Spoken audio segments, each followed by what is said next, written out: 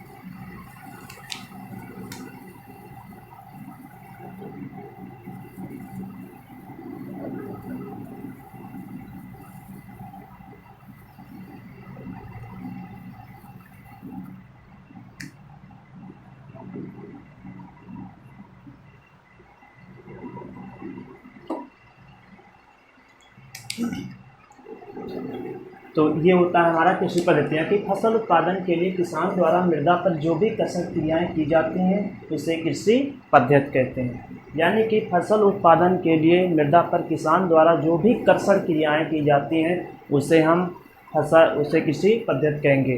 कृषि पद्धति के अंतर्गत कई हमारी शब्दावली आती है, जैसे कि बीज बोने के लिए सबसे पहले हम जब भी फसल उत्पादन के लिए जो क्रियाएँ करेंगे, सबसे पहले मिट्टी की तैयारी करेंगे ना। तो मिट्टी की तैयारी हम कैसे करेंगे?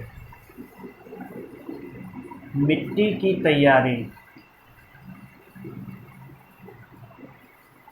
मिट्टी की तैयारी में हमारा आता है सबसे पहले जुताई आता है ना, कि कोई भी बीज की बुआई करने से पहले सबसे पहले हम खेत की जुताई करेंगे। जब खेत की हमारी जुताई हो जाएगी, जुताई करने के पश्चात हम लोग क्या करेंगे, उसकी जुताई को समतल करेंगे, यानी कि खेत को समतल करना। खेत को समतल करना, सबसे पहले क्या करेंगे, मिट्टी की तैयारी में खेत की जुताई करेंगे। उसके पश्चात क्या करेंगे, खेत को समतल करेंगे। यानी कि जुताई करने पश्चात जब हम खेत को समतल कर देते हैं तब क्या होता है, जुताई में कुछ बड़े बड़े ढीले निकल आते हैं और उन समतल करने से वे ढीले क्या होंगे, महीन हो जाएंगे, बुरबुरेदार हो जाएंगे और आपस में चिपक जाएंगे, जिससे हमारा खेत देखने में समतल लगेगा। उसके पश्चात आता है खाद देना। यानी कि हमने खेत की जुताई कर दी, खेत का समतलीकरण कर दिया, अब हम लोग क्या करेंगे, उसमें खाद दे देंगे। यानी कि हमारी जो भूमि की उर्वरा शक्ति है उसको अच्छी करने के लिए हम लोग बाहर से भी खाद देते हैं और इस क्रिया को ही खाद देना कहलाता है। तो बाहर से जब खाद दे देंगे तो हमारी मिट्टी तभी तो भाई तैयार हो जाएगी, क्योंकि अगर उसमें न्यूट्रिशन की कमी रहेगी, खाद नहीं देंगे, तब क्या होगा, हमारे जो बीज हैं उनका जर्मिनेशन अच्छा नहीं होगा। तो बाहर से जब हम खाद दे देंगे तो उनका जर्मिनेशन अच्छा हो जाएगा।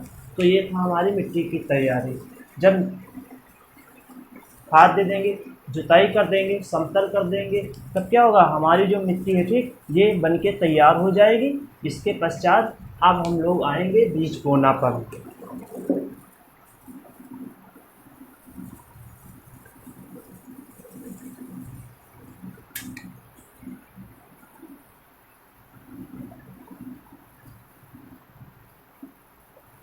एक चीज़ और इसमें देखेंगे कि जो हमारी मिट्टी की तैयारी है ना, तो मिट्टी की तैयारी हम कैसे करेंगे ना, तो जुताई करेंगे हम लोग हल से कर सकते हैं, हैरों से कर सकते हैं, कल्टीवेटर से कर सकते हैं, है ना। तो मिट्टी पलट जो हल होते हैं, कुछ क्या करते हैं, मिट्टी को सीधा चीरते हैं और कुछ करते हैं मिट्टी को पलटते हैं। ठीक है, तो हल भी कई प्रकार से होते हैं। तो जिससे हम करना चाहें उससे खेती जुताई कर सकते हैं। उसके पश्चात आता है हमारा बीज बोना। बीज बोना में क्या होता है, तैयार की गई मृदा में बीजों को उचित गहराई पर, यानी कि 4 से 5 सेंटीमीटर उचित गहराई पर बोना ही बीज बोना कहलाता है। अगर हम क्या करेंगे, मिट्टी के ऊपर यानी कि मृदा के ऊपर बीज को बो देंगे, इससे क्या होगा, हमारी जो सीड है, बीज है, इसको क्या होगा, उचित टेम्परेचर नहीं मिल पाएगा, यानी कि नमी नहीं मिलेगी और हमारा जो सीड है वो सूख जाएगा, जिससे अंकुरण नहीं होगा। इसलिए हम एक उचित गहराई पर बुआई करते हैं कि जब तक कि उसमें जर्मिनेशन ना हो तब तक कि वो मृदा से नमी को शोषित करता रहे और तभी हमारे सीड का जर्मिनेशन होगा। तो हम बीज की बुआई करते हैं हाथ से कर सकते हैं या ड्रिल के द्वारा कर सकते हैं। जो हमारा सीड ड्रिल होता है उसके माध्यम से हम बीज की बुआई कर सकते हैं अपने खेत में। इसके बाद हमारा आता है उर्वरक डालना।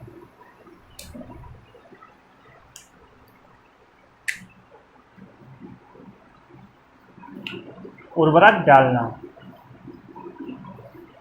ठीक। तो उर्वरक डालना में क्या होता है, सबसे पहले हम लोग समझेंगे कि उर्वरक क्या होता है ना। तो उर्वरक वे होते हैं जो कंपनियों या कारखानों में तैयार किया जाते हैं, जिनमें अधिकतम 2 या 3 पोषक तत्व ही उपस्थित रहते हैं। इनको हम क्या बोलेंगे, उर्वरक बोलेंगे, ठीक। उर्वरक वे होते हैं, परिभाषा इसकी हम लोग समझेंगे क्या होते हैं। उर्वरक वे होते हैं जो कारखानों या फैक्ट्री में तैयार किए जाते हैं, फैक्ट्री में तैयार किए जाते हैं, किए जाते हैं। इनमें अधिकतम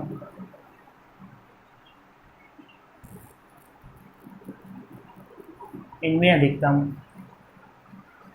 2 या 3 पोषक तत्वों की मात्रा प्रचुर मात्रा में होती है, प्रचुर मात्रा में होती है, प्रचुर मात्रा में होती है, उर्वरक कहलाते हैं।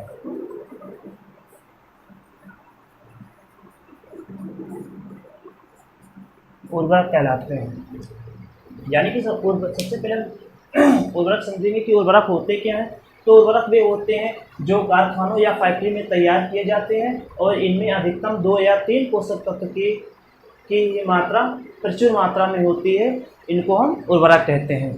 यानी कि इसमें जो हमारी देखिए खाद होती है ना, तो खाद में क्या होता है, कई सारे पोषक तत्व पाए जाते हैं, वो भी बहुत कम मात्रा में पाए जाते हैं। जो हमारी खाद होती है वो क्या होती है, गोबर की खाद हो सकती है, कंपोस्ट खाद, केचुए की खाद हो सकती है, वर्मी कंपोस्ट है ना, और जो हम घास फूस सड़े गले पेड़ पौधे पत्तों से या जंतुओं के अवशेषों से बनाते हैं, प्राप्त करते हैं, उनको हम खाद कहते हैं। लेकिन उर्वरक होता है, उर्वरक क्या होता है, या रसायनों के माध्यम से तैयार किया जाता है और जो कारखानों या फैक्ट्री में तैयार किए जाएंगे, इनमें अधिकतम 2 या 3 पोषक तत्व ही प्रचुर मात्रा में पाए जाते हैं, इनको उर्वरक कहते हैं, ठीक। एग्जाम्पल की अगर बात करें, एग्जाम्पल की, तो जैसे एनपीके हमारा ही एक ऐसा उर्वरक होता है जिसमें नाइट्रोजन, फास्फोरस और पोटास तीनों पाए जाते हैं। बाकी क्या होगा, 2 या अधिकतम 3 ही होते हैं, ठीक। इनको हम उर्वरक कहते हैं। तो क्या करेंगे, जब बीज की बुआई कर दे, बीज की बुआई करने के पश्चात जब उसमें अंकुरण आ जाता है, ठीक, जर्मिनेशन हो गया, पौधे कुछ डेवलप हो गए, बड़े हो गए, तब उनको हमें उर्वरक डालने की आवश्यकता होती है। उर्वरक हम किससे डाल सकते हैं, डिबलर से भी डाल सकते हैं, प्लांटर से भी डाल सकते हैं और हाथ के माध्यम से भी बिखेर कर डाल सकते हैं, ठीक। तो ये हो गया हमारा उर्वरक डालना। इसके पश्चात आता है हमारा सिंचाई क्या है।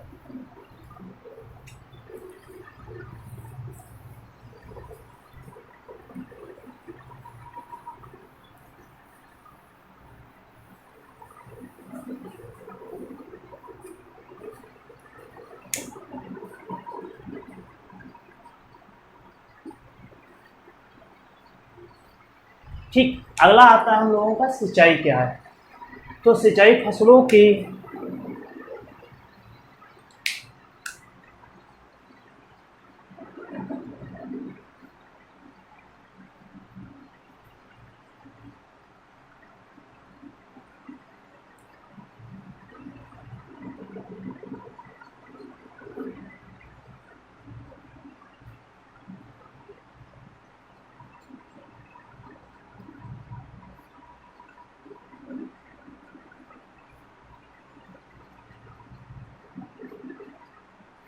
की निश्चित पैदावार और अधिक उत्पादन के लिए पौधों में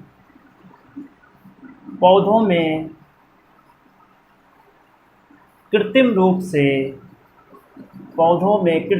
से जल देना ही सिंचाई कहलाता है। जल देना ही सिंचाई कहलाता है। जल देना ही सिंचाई कहलाता है।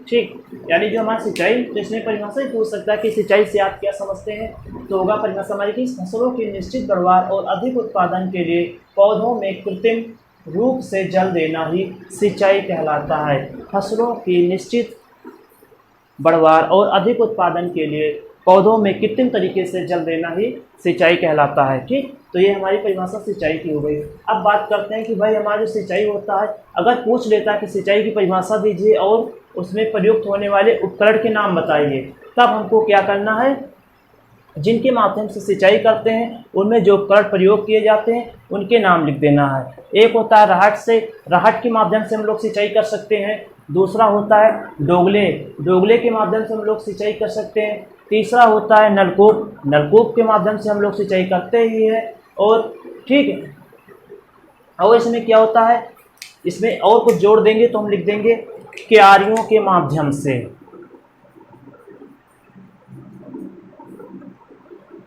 क्यारियों के माध्यम से, यानी अगर किसी खेत की सिंचाई करना तो हम लोग क्या करते हैं, मेड़ों को बांध देते हैं, क्यारियां बना लेते हैं, तो इनके माध्यम से हम लोग सिंचाई कर सकते हैं। ठीक, तो ये हो गया हमारा सिंचाई। क्लियर।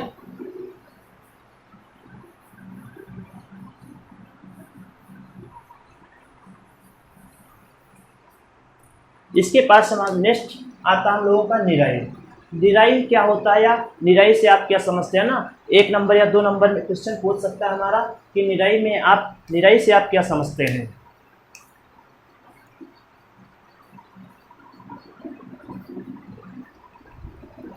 निराई में देखिए क्या होता है कि तो इसकी परिभाषा हम लोग समझेंगे। चलिए समझते हैं क्या होती है इसकी परिभाषा।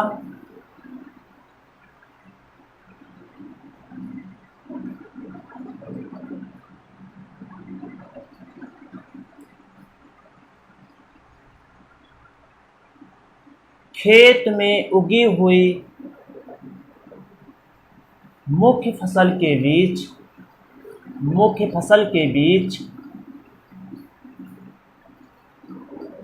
उगे हुए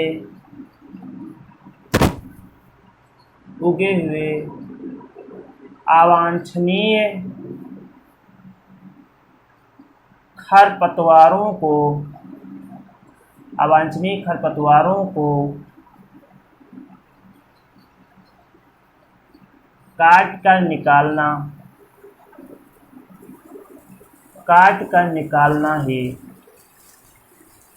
काट कर निकालना ही निराई कहलाता है।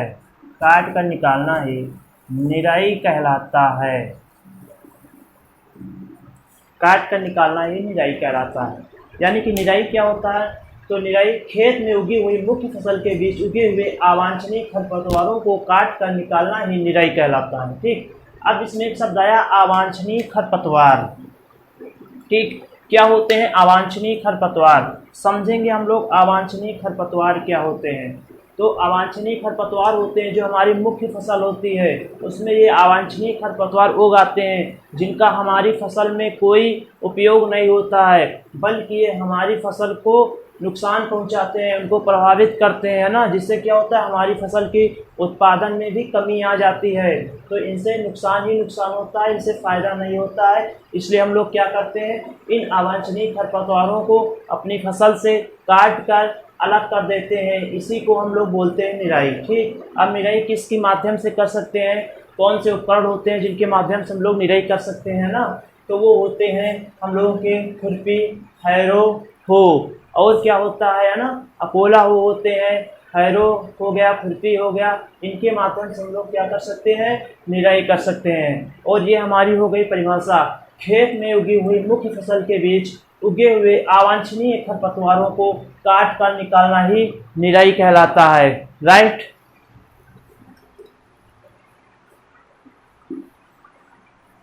इसके बाद आता है भाई हम लोगों का फसल संरक्षण। क्या होता है भाई, फसल संरक्षण। फसल संरक्षण क्या होता है, फसल संरक्षण समझेंगे। देखिए, जब हम लोग अपने फसल की बुआई कर देते हैं खेत में ना, तो कुछ पीड़क होते हैं, कुछ कीटनाशक होते हैं, या सॉरी कुछ कीट होते हैं, कुछ पीड़क होते हैं और कुछ जंतु होते हैं, वो हमारी फसल को क्या करते हैं, प्रभावित करते हैं, यानी कि नुकसान पहुंचाते हैं। तो इनसे बचने के लिए जो भी उपाय को हम अपनाते हैं उनको क्या बोलेंगे भाई, फसल संरक्षण बोलेंगे। उनको क्या बोलेंगे, उनको फसल संरक्षण बोलेंगे। इनका जो हम लोग ठीक इस फसल संरक्षण को अपनाने के लिए जिस उपकरण को हम लोग प्रयोग में लाते हैं, ठीक, वो कौन कौन से होते हैं, है ना। जैसे कीटों को मारने के लिए ना हम लोग कीटनाशक का छिड़काव कर देते हैं, पीड़क को मारने के लिए कीटनाशक का छिड़काव कर देते हैं, और जंतुओं से बचने के लिए क्या करते हैं हम लोग, अपने खेत के चारों ओर बाउंडेशन कर देते हैं ना, तार वगैरह का प्रयोग कर देते हैं। तो इनको क्या बोलेंगे, फसल संरक्षण। इसकी परिभाषा क्या होती है भाई, चलिए समझते हैं। परिभाषा होती है इसकी कि जो हमारी मुख्य फसल, यानी कि मुख्य फसलों को, ठीक, मुख्य फसलों को पीड़क, पीड़क, कीट और जीव जंतुओं से बचाने के लिए जो भी उपाय को हम अपनाते हैं उनको फसल संरक्षण कहते हैं। ठीक, इनमें प्रयुक्त होने वाले उपकरण कौन से होते हैं, तो इनमें होते हैं क्या, कीटों को मारने के लिए हम लोग कीटनाशक का प्रयोग करते हैं, है ना, इसका छिड़काव करते हैं। और क्या होते हैं, कीटों को मारने के लिए कीटनाशक हो गए, पीड़क को मारने के लिए कीटनाशक हो गए, और जो हमारे कुछ जंतु होते हैं ना, जंगली जानवर या जो भी जंतु होते हैं, उनसे अपनी फसल को बचाने के लिए क्या हम लोग करते हैं, खेत के चारों ओर जो भी क्रियाएं अपनाते हैं या बाउंडेशन करते हैं, इनको हम क्या बोलेंगे, प्रयुक्त उपकरण होते हैं। और ये हमारा फसल संरक्षण है ना, समझ गए भाई क्या होते हैं। यानी कि अपने कहने का तात्पर्य होता है फसल संरक्षण की अपनी फसल को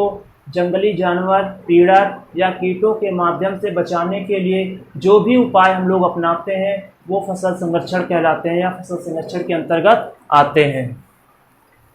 इसके बाद आता है हमारा फसल कटाई।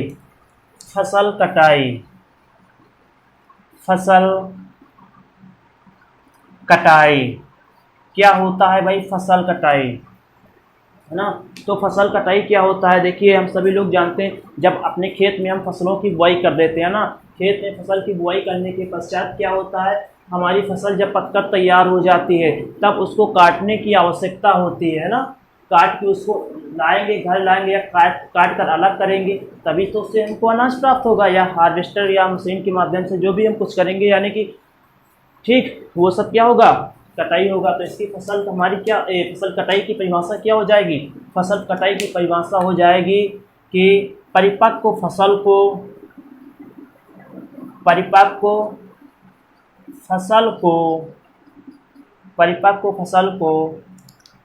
काट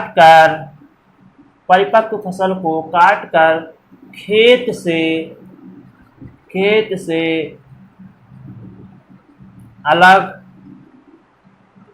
अलग करके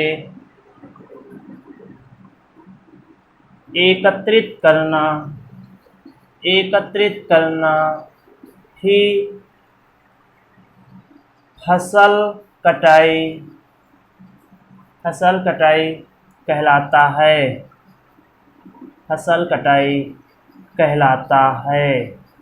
यानी कि क्या होता है फसल कटाई, तो हमारे परिपक्व फसल को खेत से काट कर अलग करने की विधि को ही फसल कटाई कहलाता है। ऐसा भी नहीं होता है ना कि क्या हम लोग कच्ची फसल की कटाई तो करते नहीं है ना, जब हमारी फसल पककर तैयार हो जाती है तभी तो हम लोग फसल की कटाई करेंगे, है ना। तो परिपक्व फसल को काट कर खेत से अलग करने की विधि को ही हम फसल कटाई कहते हैं। अब फसल कटाई में प्रयोग होने वाले उपकरण कौन से होते हैं ना, तो जब देखिए जब भी पेपर में ऐसे क्वेश्चन आते हैं ना, तो क्या करेंगे हम लोग फसल की कटाई, है ना, अगर पूछ लिया फसल की कटाई से आप क्या समझते हैं, इसमें प्रयोग होने वाले उपकरण के नाम बताइए, तो क्या करें हम लोग फसल की कटाई की परिभाषा लिख देंगे, ठीक, जो होती है। उसके पश्चात जो उपकरण होते हैं फसल की कटाई, तो हम लोग किसके माध्यम से फसल की कटाई करते हैं, जैसे दराती होता है, हंसिया होता है, हार्वेस्टर, तो नीचे लिख दे देंगे कटाई में प्रयोग, फसल कटाई में प्रयोग किए जाने वाले उपकरण, उनके नाम जो होंगे वो नाम हम लोग लिख सकते हैं, ठीक। तो फसल कटाई में कौन से उपकरण प्रयोग किए जाते हैं वो हमने एक सारणी के माध्यम से आप लोगों को समझाने का प्रयास किया है, ठीक। तो क्या होते हैं फसल कटाई में प्रयोग वाले उपकरण, दराती होता है, हार्वेस्टर होता है, ठीक। अब देखिए भाई, जो दराती होता है, दराती क्या होता है, दराती एक प्रकार का हंसिया होता है, ठीक, दराती एक प्रकार का हंसिया होता है, और इस हंसिया को ही हम लोग क्या बोलते हैं, दराती बोलते हैं, है ना। और हार्वेस्टर क्या होते हैं, जो मशीनें होती हैं ना, आधुनिक मशीनें अब तो चल गई, इसके माध्यम से ना क्या होता है हम लोग फसलों का हार्वेस्ट कर लेते हैं, ठीक। तो ये हमारी क्या हो गई, फसल की कटाई हो गई। इसके पश्चात आता है गहाई किसे कहते हैं ना, या गहाई से आप क्या समझते हैं, बहुत अच्छा क्वेश्चन है भाई। देखिए बहुत अच्छा क्वेश्चन है कि गहाई से आप क्या समझते हैं, है ना। गहाई, गहाई क्वेश्चन पूछ सकता है भाई एक नंबर में या 2 नंबर में कि गहाई किसे कहते हैं या गहाई से आप क्या समझते हैं, गहाई में प्रयोग किए जाने वाले उपकरण कौन कौन से होते हैं, ठीक। ऐसे क्वेश्चन हम लोगों के बन सकते हैं। तो हम लोग क्या करेंगे, गहाई की परिभाषा होती है कि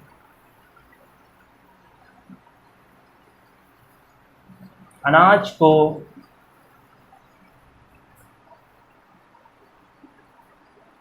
फसल के अवशेषों व भूसों से अलग करना ही गहाई कहलाता है, गहाई कहलाता है,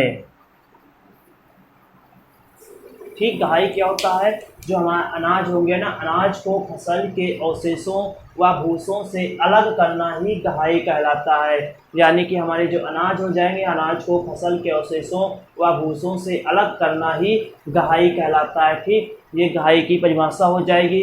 और गहाई में प्रयोग किए जाने उपकरण कौन से होते हैं, ठीक। तो गहाई में प्रयोग किए जाने वाले उपकरण हम लोग लिख सकते हैं ना, गहाई किनके माध्यम से करते हैं, तो गहाई हम लोग पशुओं के माध्यम से कर देंगे ना। पहले क्या होता था, जब हमारे, ठीक, हम लोगों के यहाँ जब ये यंत्र नहीं थे ना, ट्रैक्टर, हार्वेस्टर, ये सब नहीं होते थे, तब लोग गहाई कैसे करते थे, गाय जानवरों के माध्यम से भी हम लोग गहाई करते थे, है ना।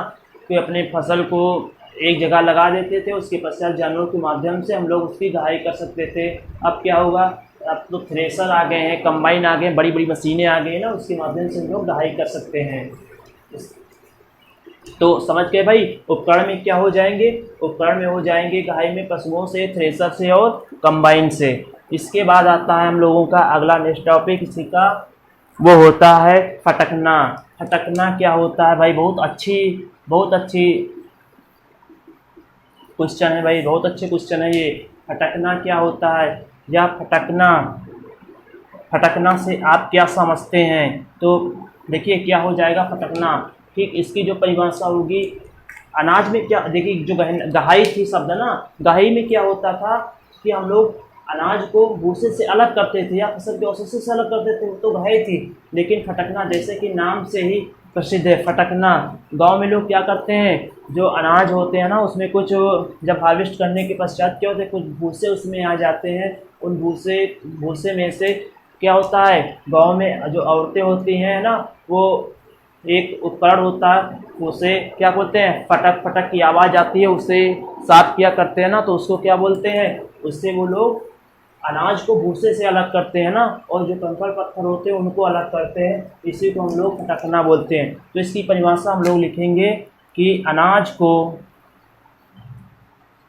को भूसे से, सॉरी गलत हो गया, अनाज को वायु की उपस्थिति में, वायु की उपस्थिति में, वायु की उपस्थिति में भूसे से अलग करना ही फटकना कहलाता है। अलग करना ही फटकना कहलाता है। फटकना कहलाता है। ठीक, फटकना क्या हो जाएगा? अनाज को वायु की उपस्थिति में भूसे से अलग करना ही फटकना कहलाता है। जब हम लोग क्या करते हैं, फटकना में है ना, छाल से हम लोग फटे कर सकते हैं ये क्रिया, और मशीन द्वारा कर सकते हैं। थ्रेशर में क्या होती है भाई, तो उसमें भी पंखे बंधे होते हैं ना, जब हम लोग डालते हैं, ठीक, उसमें फसल के अवशेषों को डालते हैं अनाज से अलग करने के लिए, तो उसमें ठीक कुछ पंखे बंधे होते हैं। उससे क्या होता है, वो जब हवा लगती है हमारे अनाज पर ना, तो भूसा क्या होता है, भूसा उड़ के अलग गिरता है और हमारा अनाज जो होता है वो साफ होके अलग गिरता है। इसी को हम फटकना कहते हैं। अगर फटकना की क्रिया ना अपनाई जाए तो क्या होगा, हमारे भूसे और अनाज सब एक ही में गिरेंगे। ठीक, तो इसी को हम लोग क्या बोलेंगे, फटकना, यानी अनाज को वायु की उपस्थिति में भूसे से अलग करना ही फटकना कहलाता है। फटकना हम लोग छाल से भी कर सकते हैं, मशीन द्वारा भी कर सकते हैं। ठीक, इसके पश्चात आता है हमारा भंडारण। क्या आएगा भाई, भंडारण आएगा। क्या होता है भंडारण, समझेंगे हम लोग इसमें। क्या होता है भाई भंडारण? भंडारण देखिए क्या होता है, जब हमारी फसल, देखिए हम क्या किए, कृषि पद्धति के अंतर्गत मिट्टी की तैयारी किए सबसे पहले, फिर बीज की बुआई किए। बीज की बुआई में जो भी क्रियाएं हैं, ठीक, मिट्टी की तैयारी में जो भी क्रिया अपनाने थी सब कर दिए। उसके पश्चात मिट्टी हमारी तैयार हो गई, बीज की बुआई कर दिए। जब बीज बो दिए उसमें अंकुरण हो गया, है ना, और जब पौधे ग्रोथ करने लगे, थोड़ा डेवलप होकर बड़े हुए, तो हमने उसमें उर्वरक डाल दिया। जब उर्वरक डाल दिए तब क्या होगा, हमको सिंचाई की आवश्यकता पड़ेगी, और जब सिंचाई कर दिए तब क्या होगा, उसमें ना सिंचाई करने के बाद कुछ अवांछनीय खरपतवार उगाते हैं जिनको काट कर अलग करना रहेगा, तो उसको हम निराई कहेंगे। निराई करने के पश्चात क्या होगा, जब फिर देखेंगे हमारी फसल बढ़िया अच्छी ग्रोथ कर रही है, उसके लिए हम देखेंगे बाद में कुछ है ना बाहरी कीट होते हैं या व्याध होते हैं, रोग होते हैं, उत्पन्न हो जाते हैं। इन सब से निजात पाने के लिए जो भी उपाय हम अपनाते हैं उनको हम फसल संरक्षण बोलते हैं। ठीक, फसल संरक्षण होने के पश्चात क्या होगा, जब फसल हमारी तैयार हो जाएगी पूर्ण रूप से, ठीक, पक जाएगी, तब उसको हमको कटाई की आवश्यकता रहेगी, है ना, कि इसको हम कटाई, तो काट कर अलग करना ही फसल को कटाई कहलाएगा। जब कटाई की फसल कट जाएगी अलग, तब क्या करेंगे, उसको गहाई की आवश्यकता होगी। जब गहाई हो जाएगी तब फटकने की आवश्यकता होगी, फटकने हो जाएगी। यानी पूरी कृषि पद्धतियों के अंतर्गत यानी जो भी कृषि क्रियाएँ सब की जाती हैं, इनके पश्चात लास्ट में जब हमको अनाज प्राप्त होता है, तो इस अनाज को भविष्य के लिए भंडारण किया जाता है ना। तो भंडारण किया जाता है, इसमें क्यों भंडारण किया जाता है, कि भविष्य के लिए हम लोग आने वाले समय में इसका उपयोग कर सकते हैं, इसी को हम भंडारण कहते हैं ना। तो भंडारण की परिभाषा क्या हो जाएगी, यानी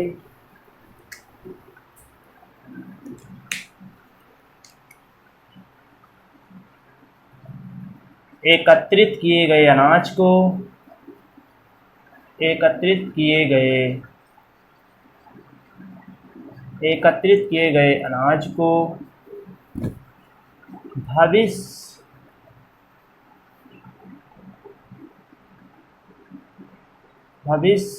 में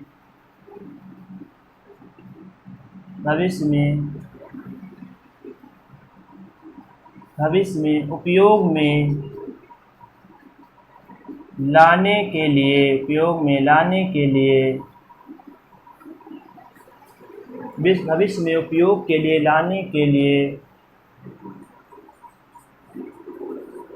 किसी पात्र में रखना ही भंडारण कहलाता है।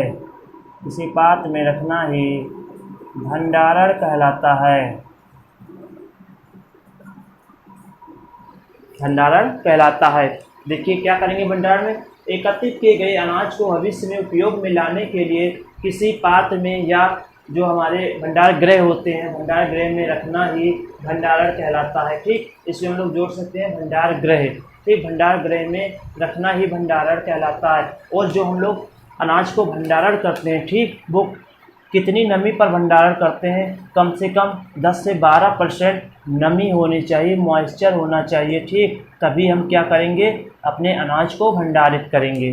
ठीक, और जो भंडारित करते हैं हम लोग किस में भंडारित करेंगे, तो हम लकड़ी के बर्तन में भंडारित कर सकते हैं ना, लकड़ी के बर्तन जो होते हैं उसमें भंडारित कर सकते हैं, मिट्टी के जो बर्तन होते हैं उसमें भंडारित कर सकते हैं, और अनाज सीरीज होता है उसमें भी हम अपने अनाज को भंडारित कर सकते हैं। ठीक, तो ये था हम लोगों का कृषि पद्धतियाँ डीएलएड द्वितीय सेकेंडरी के डीएलएड द्वितीय सेमेस्टर के अंतर्गत ये हमारा टॉपिक था कृषि पद्धतियाँ।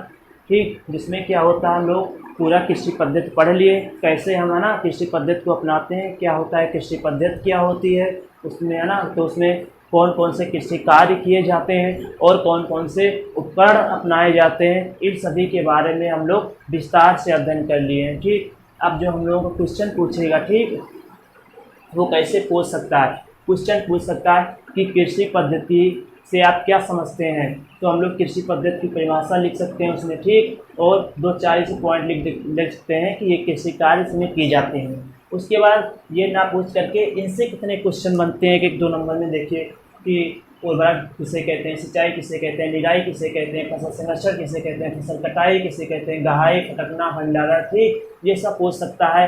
और प्रयुक्त उपकरण में पूछ सकता है, ठीक, इसमें कौन कौन से उपकरण प्रयोग किए जाते हैं। इसके पश्चात ठीक हम लोग देखिए जो उर्वरक होता है, खाद एवं उर्वरक का एक अलग से विस्तार से वीडियो बना के डाल देंगे। ठीक, हम लोग आपको बता देंगे कि भाई इस बहुत अच्छा टॉपिक है ये उर्वरक, इसमें आपको विस्तार से हम नहीं बता पाए क्योंकि समय नहीं था, भाई वीडियो लंबा हो जाता है, इसलिए हम लोग थोड़ा समझा दिए, बाकी विस्तार से बता देंगे खाद और उर्वरक क्या होते हैं ना। लेकिन जितना बताए हैं आप लोग 2-3 नंबर में परिभाषा में इसको लिख सकते हो अच्छे से।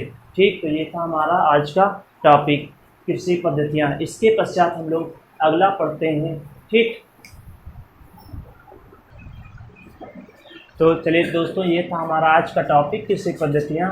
अगर भाई अच्छा लगा हो, आप लोगों को समझ में आया हो, तो प्लीज़ आप लोग वीडियो को लाइक करें और शेयर करें। थैंक यू, धन्यवाद। मिलेंगे अगले नेक्स्ट टॉपिक में कीटनाशक के साथ।